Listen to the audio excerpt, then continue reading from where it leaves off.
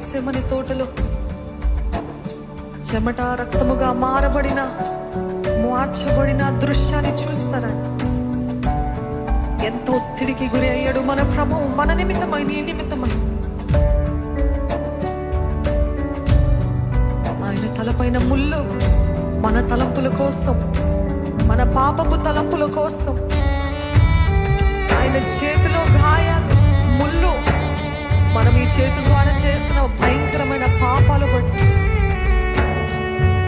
ఆయన కాళ్ళలో ముళ్ళు తో పాపపు మార్గాలు మనము ముమ్మరుగున్నప్పుడు మన కోసం ఆయన గాయపరచబడ్డాడు, కొట్టబడ్డాడు, దూషించబడ్డాడు, హింసించబడ్డాడు, ఉమ్మివేయబడ్డాడు. ఒక్కసారి క్రీస్తు యేసు త్యాగాన్ని జ్ఞాపకం చేసుకుందామండి.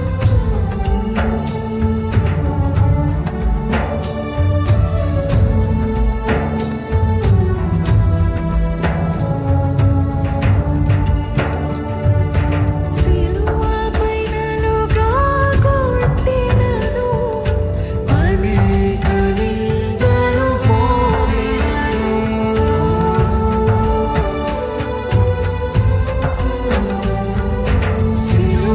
పైన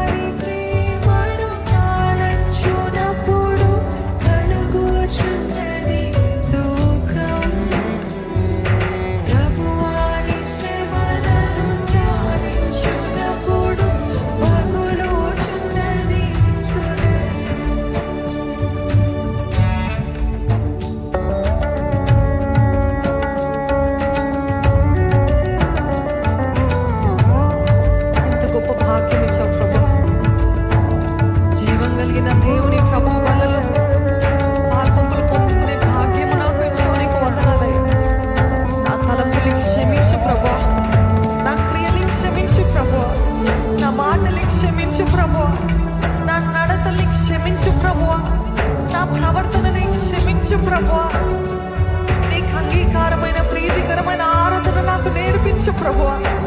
నన్ను శుద్ధీకరించయ్య పాపాత్మురాలి ప్రభువా. ఒక్కసారి నీ రక్త చేత కడుగు, పరిశుద్ధపరచని వేడుకున్నామని. యేసయ్యా, నీ రక్త చేత నా తల నుండి అరికాల వరకు పరిశుద్ధపరచు ప్రభువా. నీ రక్తంలో నా శక్తిని ప్రకటిస్తున్నాను ప్రభు. ఎంత విలువైన రక్తమా! ప్రతి బొట్టులో శక్తి, ప్రతి బొట్టులో శక్తి.